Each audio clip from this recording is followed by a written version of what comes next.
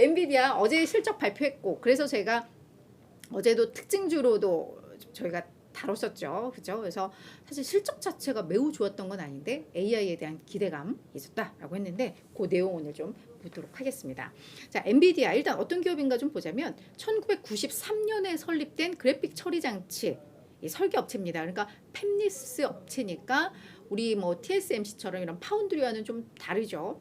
그러니까 이 핵심을 착 설계해서 주면 그런 공장을 갖고 있는 파운드리 업체들은 그 설계도를 기반으로 해서 제품을 만들어내는, 제조하고 제작하는, 그게 이제 파운드리고, 이 공장에서 찍어내는 것 없이 다 설계하는 그런 팹리스가 이제 엔비디아다라고 보시면 될 것 같은데 1999년 최초로 GPU를 개발하고 출시한 기업이라고 해요. 그래서 이 시장에서는 뭐 점유율이 거의 뭐 80%에 달할 만큼 뭐 압도적이다라고 이야기를 하고 있고, 그 경쟁사가 AMD인데 사실 엔비디아 CEO가 요 젠슨 황 CEO가 AMD 출신이죠. 그래서 나와서 만들었는데 오히려 이제 더 부각되고 있는 뭐 이러한 상황이라고 보시면 될 것 같아요.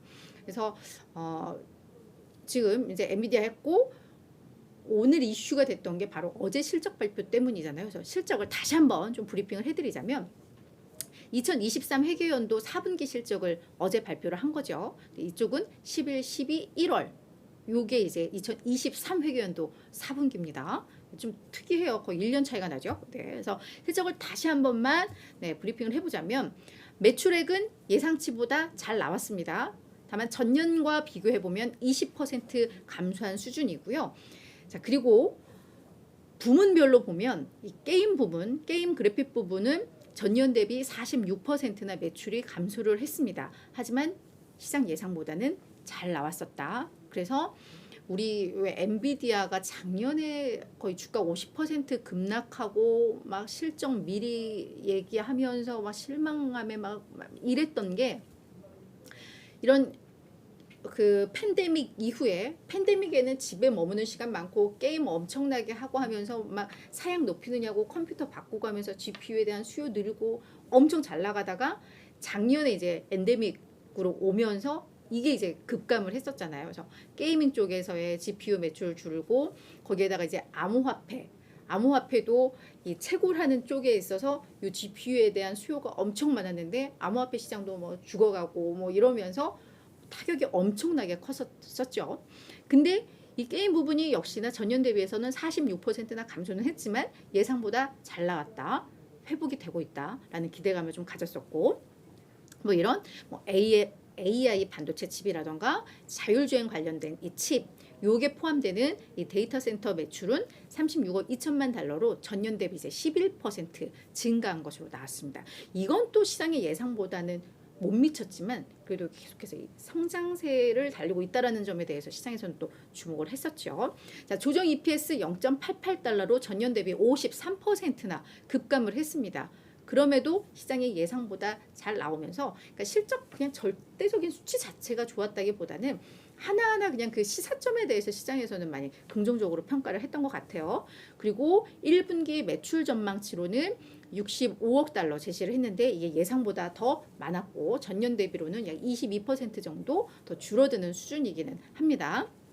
그러면서 실적 발표하고 나서 컨퍼런스 콜에서 이 젠슨 황 CEO가 이 AI 부분이 지금 요즘 엔비디아가 많이 부각되고 있잖아요. 이 부분을 역시나 짚었습니다. 지금 AI는 변곡점에 있으며 모든 산업에 광범위하게 도입될 준비를 하고 있다. 이제 성장의 그 태동기라는 거죠. 그리고 게임 부분, 이게 워낙에 이제 주력 부분이었는데 게임용 칩 부문은 이제 회복 단계에 들어갔다. 기존 사업은 침체에서 회복으로, 성장 사업은 이제 시작이다. 되게 좋은 메시지였죠. 자, 이런 실적과 코멘트가 나오고 나서 월가에서는 난리가 났습니다. 거의 20여 곳에서 목표 주가를 상향 조정을 했는데요. 지금 하나하나 보실 필요는 없고 그냥 뭐 알만한 데는 다 올렸다. 뭐 이렇게 보시면 돼요. 그래서 투자 의견은 뭐 다 유지해요. 기존 의견은 유지인데 여기서 약간 눈에 띄는 건 골드만삭스가 원래 중립 의견을 제시하고 있었는데 이 중립을 매수로 높였다는 거. 그리고 목표 주가는 $275. 그동안 유의미한 목표 주가를 제시한 게 없었는데 $275로 제시를 했고요. 그러니까 이게 그냥 평균치와 비교했을 때 꽤 그래도 상단 쪽으로 한 거여서 중립에서 외수로 높이면서 목표 주가도 확 높여놨습니다. 그리고 뭐 제프리스는 $275였던 거를 $300로 높였고요.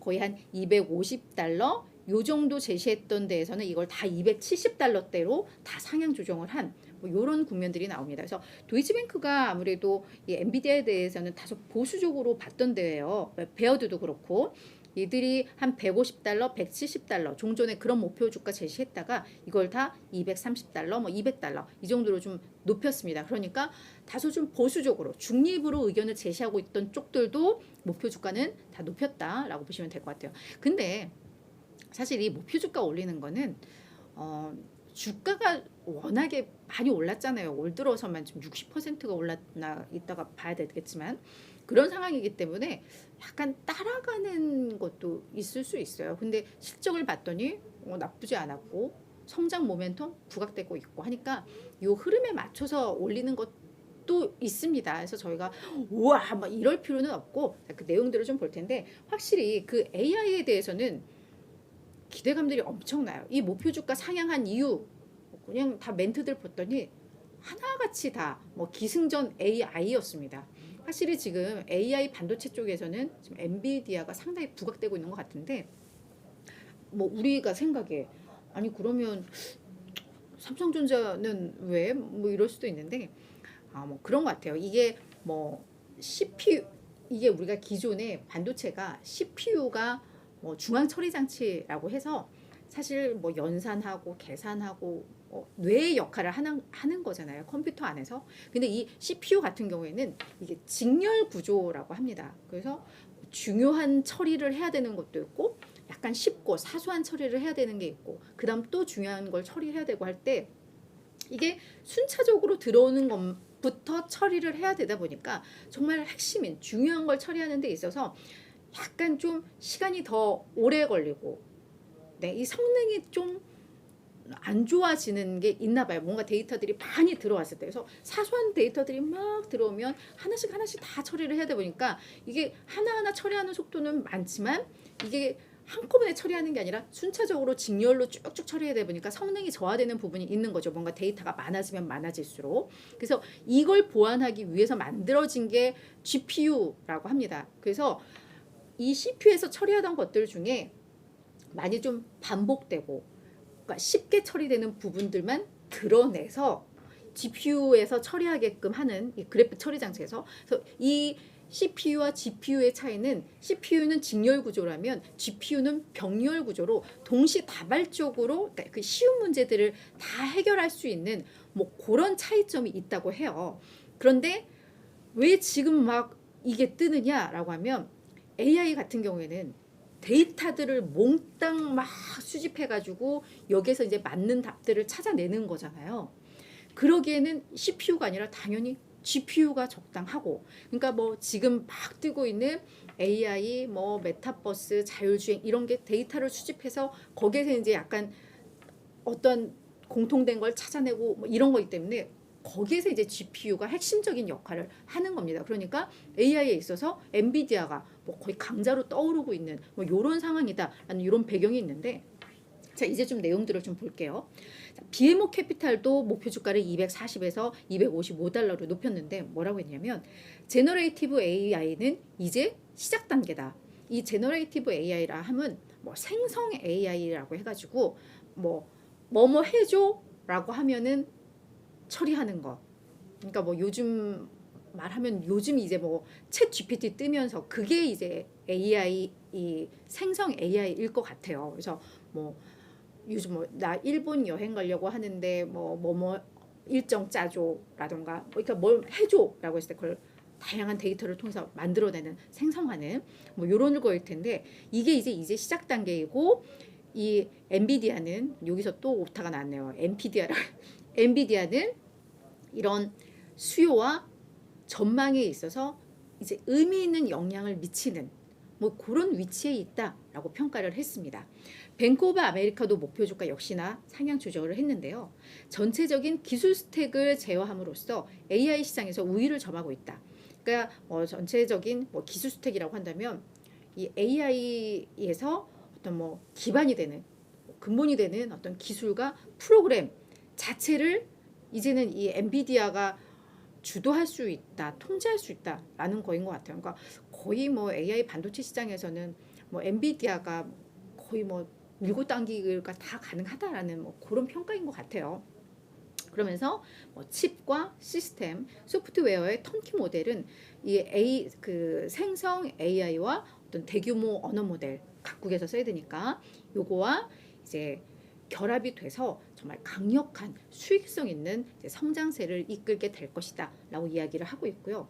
골드만삭스도 앞서 이야기했듯이 중립에서 매수로 높이면서 목표주가 275달러 제시를 했다고 말씀을 드렸잖아요. 근데 골드만삭스는 거의 반성문을 썼습니다. 우리는 엔비디아의 펀더멘털이 약화될 것이라고 판단하고 그냥 중립으로 몰아넣고 안 봤어. 우리가 잘못한 것 같아. 라고 이야기를 하면서 생성 AI의 출현과 이 확산의 잠재력을 고려할 때 이 엔비디아는 앞으로 이 시장에서 점유율을 엄청나게 늘려나갈 거야 라고 하면서 긍정적으로 또 평가를 하기 시작을 했습니다.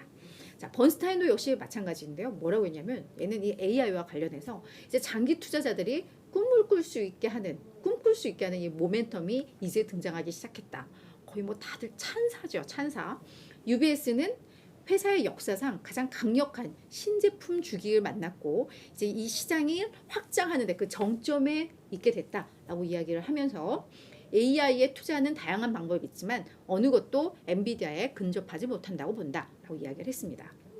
자, 파이퍼 샌들러는 게임 부문은 이제 바닥을 치고 회복되고 있고 AI는 새로운 성장을 주도한다라고 평가를 했고요. 오펜하이머도 이번에 공개한 AI 클라우드 서비스는 아주 혁신적일 것으로 기대한다라고 이야기를 하면서 결국 이 대부분은 이 AI에 대한 기대감들 이로 인해서 목표 주가를 많이 올렸다라고 했습니다.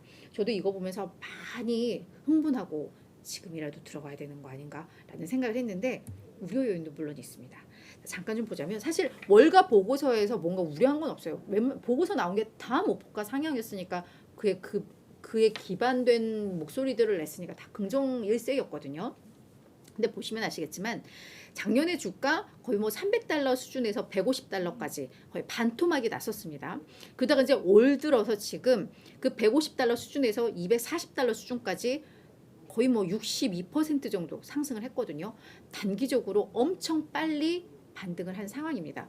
그러니까 가격적인 부담은 좀 느껴지는 상황이긴 해요. 요걸 반영해서 이제 목표 주가 상향이 사실 이어지고 있는 거기는 합니다만 여전히 평균 목표 주가는 230달러 수준이니까 오늘 종가 대비해서 오히려 한 3% 정도 낮은 상황이거든요. 그리고 이제 매수 의견은 한 64% 제시를 하고 있는데 이게 연초에 이렇게 목표가 상향이 나오고 이랬으면 저희가 사실 고민할 필요는 없었을 것 같은데 이미 60%나 오른 상황이라는 점에 있어서 사실 우려는 돼요. 하지만 또 AI가 이제 막 시작 단계이고 성장성이 있고 이렇다라고 한다면 지금도 안 늦었나? 이런 고민들도 좀 되긴 하는데 사실 독점할 수는 없다라는 생각은 들어요. 우리나라에서도 지금 스타트업인데 엔비디아 거보다 속도가 훨씬 빠른 제가 지금 사명이 기억이 안 나요. 제가 한참 이거 공부할 때 봤었는데 기억이 안 나는데 그래서 KT와도 협업하고 이런 기업이 하나가 있어요.